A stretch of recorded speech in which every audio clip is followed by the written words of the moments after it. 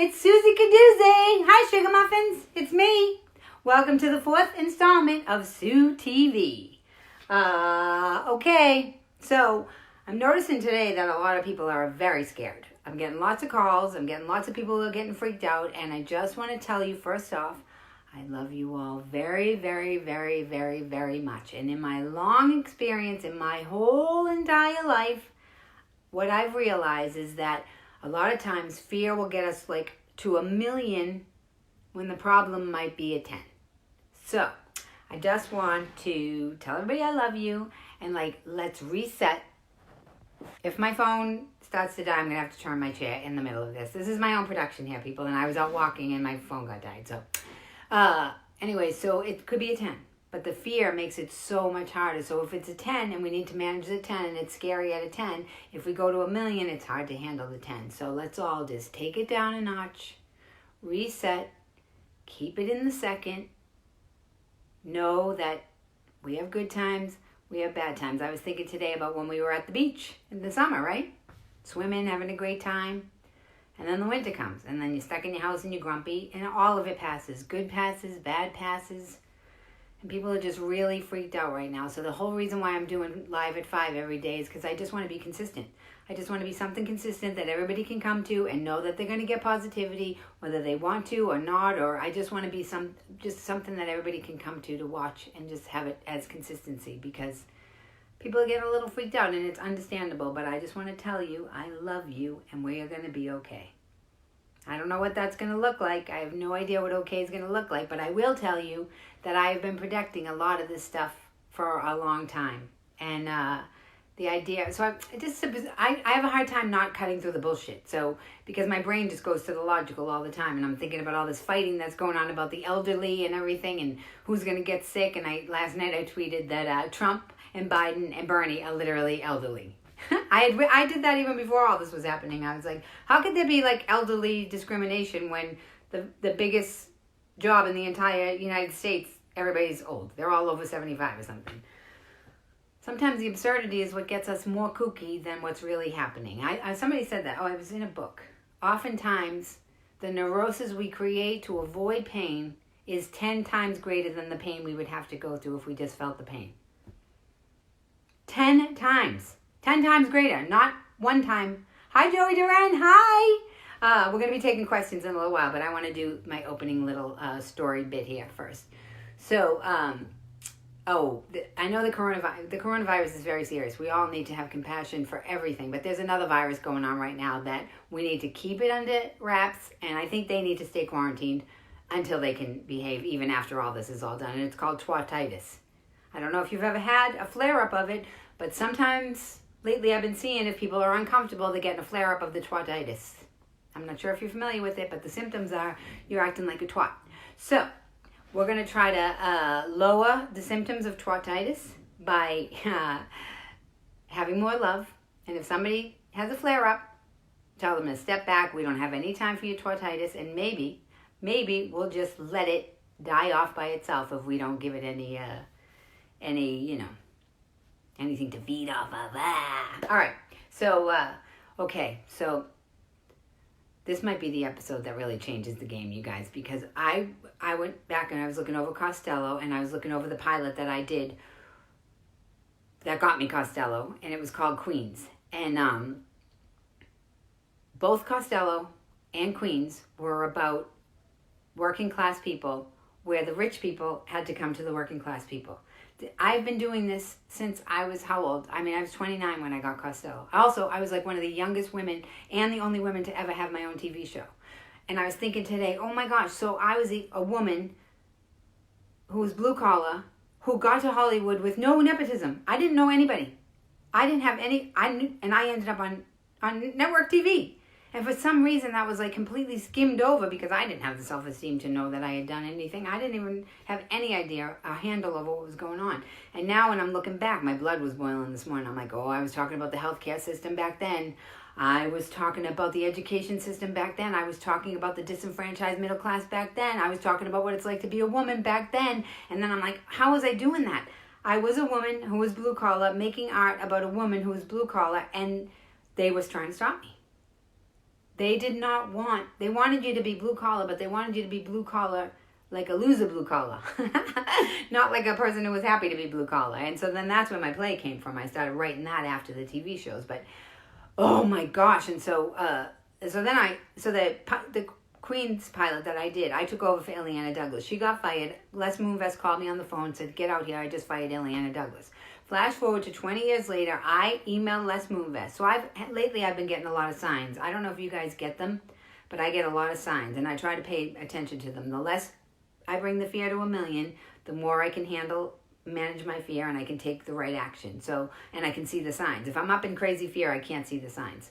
So I got this voice that said, and I'm going to tell you how it happened, because the two things that happened last year have to do with me almost becoming like a labor person. My dad was a labor mediator, and he taught me all about negotiations and the working class. And so I got this voice came to me. I had it with the sexism. I had it. This guy emailed me last night. He's like, Sue, why don't you work at this club? I'm like, because I'm a woman.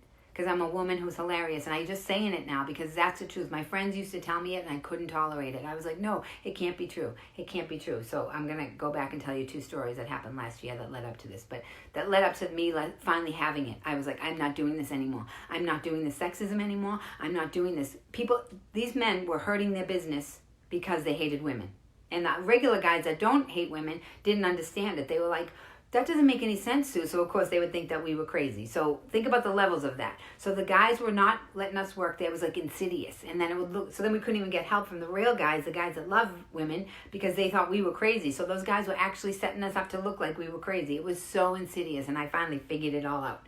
So, I had it. And when I have had it, that Queen's pilot, I got Costello from Queens. You know why? Because Les Moonves was screaming on the set. Jim Burrows was the director. He's like the biggest director in America, and he was directing me down. And the night of the pilot, Les Moonves was like, where's Costello's personality? Where's Costello's personality? And I remember I went in my dressing room. I'm like, are you kidding me? I just showed up. I saved this whole pilot. I've only been here for 2 days, and he's yelling about me. And I remember I just pulled in on myself, and I went out and I kicked ass. And so the same thing happened with this when I emailed Les. I was like, I've had it. And I'm not a victim. I never give in. I never let them get me no matter what. I'm always pull myself together and I'm like, no, I'm not going to be a victim. And that's what everybody needs to do now. We need to not fall into the weakness. We are not victims. And so I emailed Les. Who does that? I emailed him. I said, will you meet with me? He said, sure. And then I flew out and I met with him. And then we talked about my new show, which is about the same thing that I did before. And that whole story, I'm going to tell that as it unravels too, because the whole labor movement that I did with them and how it's reflecting politically what's going on right now between the corporations and the working class, and how they're calling for a general strike right now, and how that we have 2 things going on right now, a health crisis and an economic crisis. And I coming in with my Sue solution to both of it, to be the middle. I'm going to come in the middle because we need to balance both of those things. And that's what my TV show does. And I didn't let them take it from me. They tried to take it from me. They tried to use me to cover for less. And they tried to, all the sex stuff that was going on. I don't have any sex. I don't have any sex in my story or anything. And nobody would listen to me last year either because they were all about sex. They were all trying to find a sex story and everything. So, and I'm glad. I didn't give them my script. I'm glad I didn't fall for any of it, because now we're going to need it more than ever. And now it's going to be more effective than it could have ever been. So, I'm going to start with the story. So the year while I was negotiating with CBS was so profound because it was before the Me Too movement had really blown up.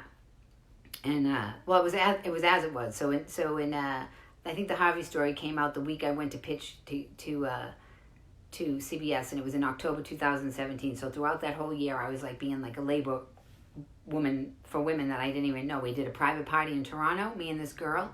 And they tried to not give us the money that we need. Oh, they treated us like whores is pretty much what they did. They took us out to dinner the first night. We performed, and then they weren't even going to take us to the plan. The agreement was that they had to take us to the hotel afterward. Take us to the airport the next day. And as soon as we performed, they were like, yeah, we're not taking you to the airport. I was like, oh, this is how they treat women. Like, they have sex with you, and then they're like, yeah, get out of my apartment. I'm like, no, that's not going to happen. And so I told the guys, like, listen, you have to pay us to go. You have to give us money to go to the airport. And he gave us like $500 extra bucks. And the girl I was working with, she's like, Sue, how'd you do that? I'm like, I asked. And then I was headlining in Reno. So I was headlining in Reno to go to Vegas. So so Vegas, they would never let me headline by myself. Even the first time I went, they made me co-headline, which means I have to do it with a man and do it. I have to headline with a man, and we flip-flop the shows. And and we get paid whatever. I thought we got paid equal. And so the first time I did it, I remember the manager was like, Sue, why does he have you co-headline and you should be headlining? And I was like, inside it was that same feeling. I'm like, I know, because I'm a woman. And so then he never let me headline by myself. And so I was in Reno headlining by myself. For some reason, Reno was okay. And he even had a guy opening for me who was filthy, and the guy was an MC, and he's like, Sue, why does he have him opening for you? I'm like, then they started seeing it because the Me Too Time's Up movement was starting to happen. So the guy's vision was changed, and they're like, why would he do that? Why would he put somebody who's really filthy before you to make the show not great? I'm like, because they'll hurt their business just to hurt a woman. And so I'm in Reno, I'm headlining, I'm killing, and I keep getting these calls that I have to go do all the advertising in Vegas. And I'm like, why do I have to do it all? Where's the guy that's co-headlining with me? And so I get to Vegas, and the first night I go down, they have me closing both shows. So it's 17 shows we do in Vegas. They had me closing both shows. And even the MC in Reno said, Sue, how's that guy gonna follow you when you get to Vegas? Again, if the Me Too Time's Up movement, he would never have seen this. And so I watch it, and I go, all right, maybe tomorrow night he'll have the guy close the 2 shows, because that's how it goes. You flip it if you're co-headlining, because closing the show in Vegas is a lot of work, especially following somebody who's supposedly equal to you. So the next night I go, and he has me closing both shows, and then inside I'm like, oh, no. Oh, no. And they have all these articles and everything that you're supposed to, make sure when a woman asks for money, don't be ridiculous, don't make anybody mad, make sure you're nice, blah, blah, blah, blah, blah. And I did that. I emailed him, I said, listen, I know you have me headlining. I'm like, could you give me a little more money if you want me to headline? And he was like, you're difficult, no one ever acts like you, I'll have the guy just headline, like that's how he responds to me. And I remember I was in Vegas, the guy has control over my whole, where I'm staying and everything, and my job, and I'm like, this is what happens to women that nobody ever saw. And I was like, no, keep it the way it is, because that's what I'm learning. Don't let them, because what they do is they try to change the deal, and then it makes you look bad. So I'm like, no, and this is what it's like to be a woman, you guys.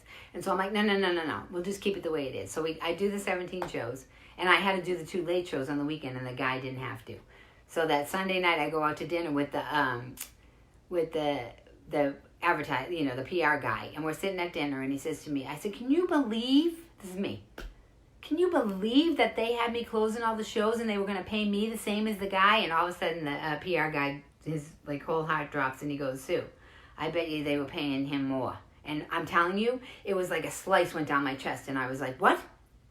I was like, and I asked the universe, I said, please let me see the guy's check. Please let me see the guy's check. I was like, please, because what did I tell you guys? I never cave. I always get stronger, even if you kick me in the stomach.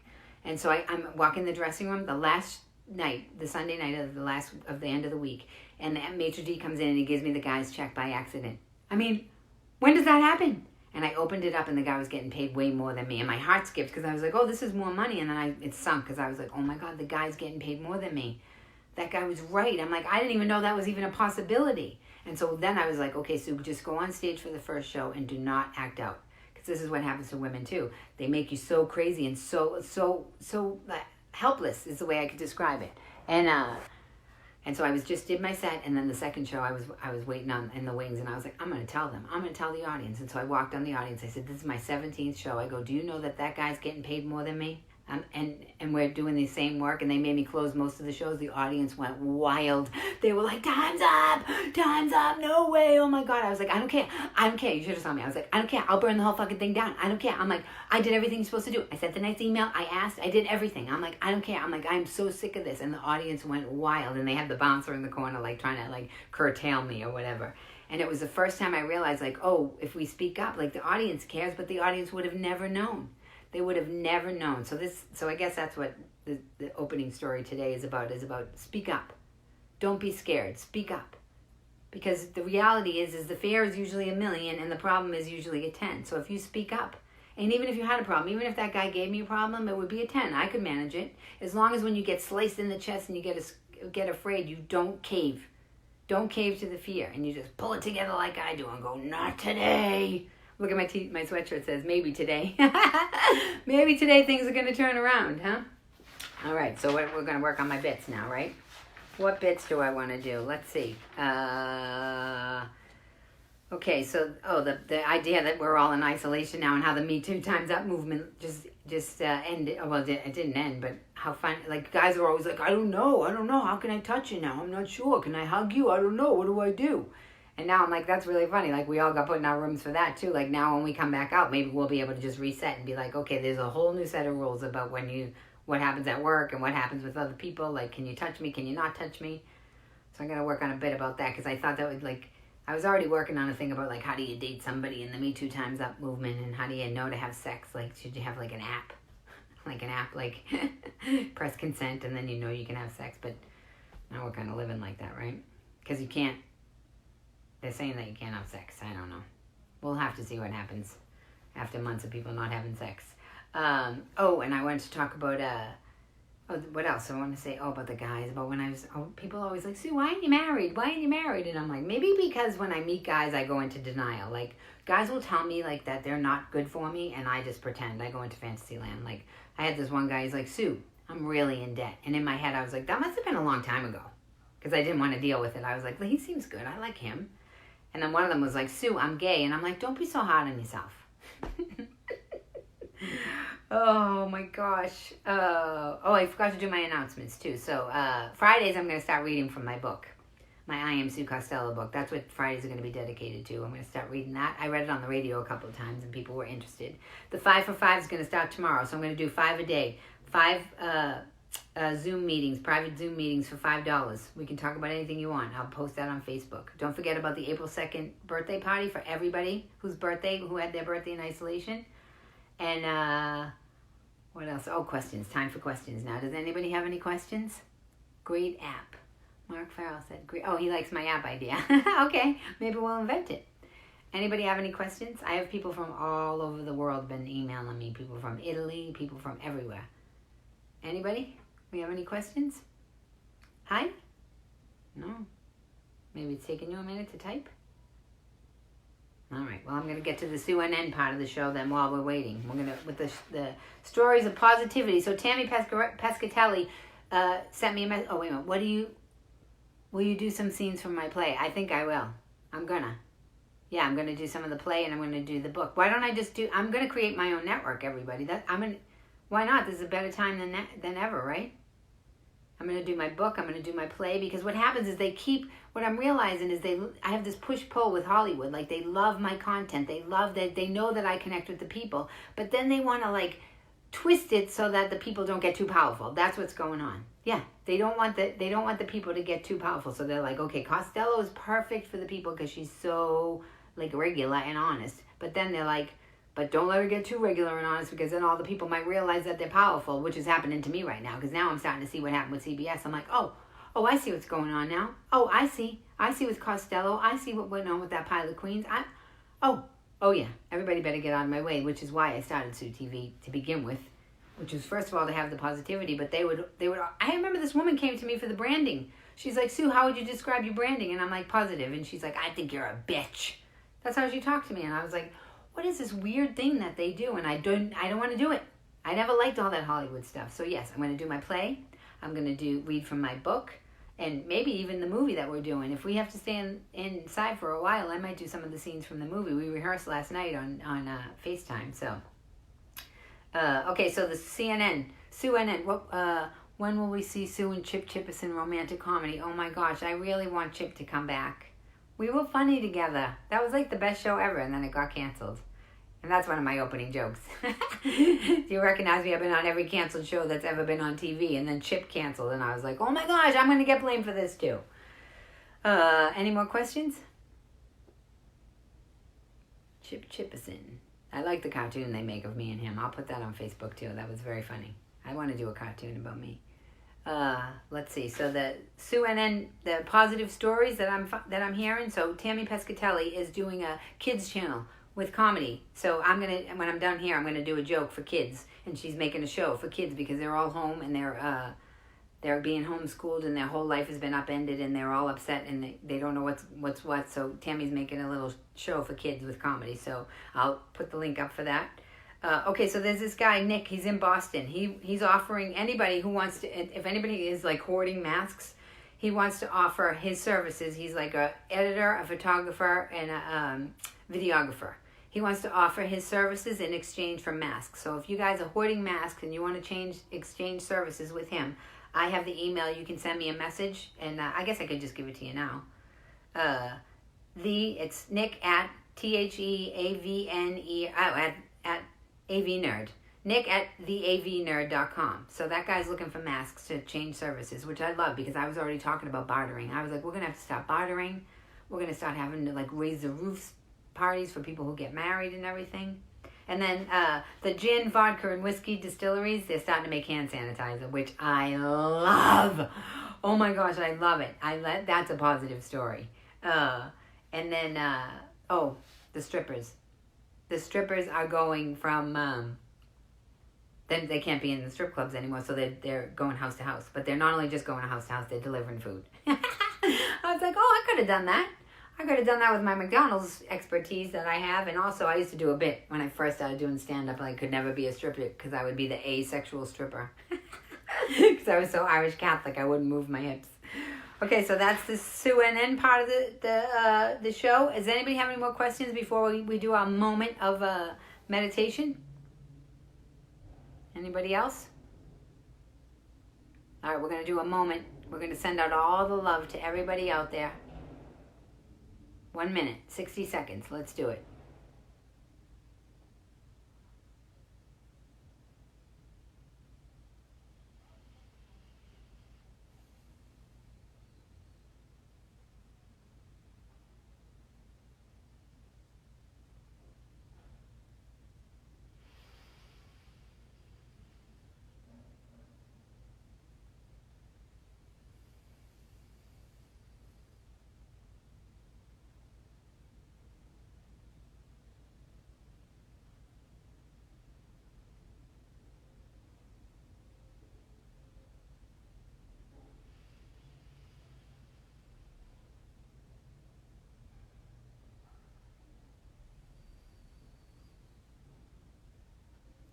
Good job, everybody. All right, so to recap, what did we talk about today? We talked about bringing the fear down from 1 million down to a 10 so that we can manage it, so that we can keep moving forward, right?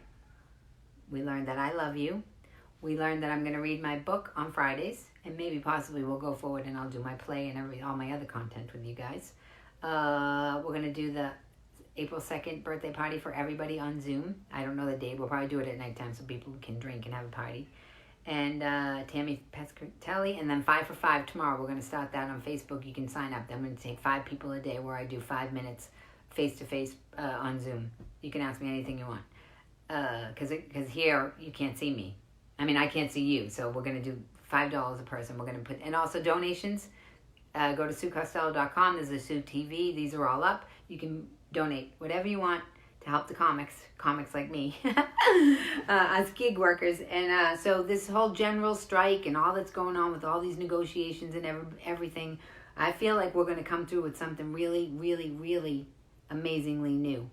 A whole new way of doing the world because, and like I told you, I'm working on that equation about a whole new way of life because money isn't going to be the motivation for everything anymore. It's just not going to be. All right? So, what are we going to do? What are we going to do? We're going to keep on keeping on, right? Right, Sugar Muffins? Right? We got this, okay? Until tomorrow, live at 5, I'm signing off. I'm Susie Cadoozy. I love you all.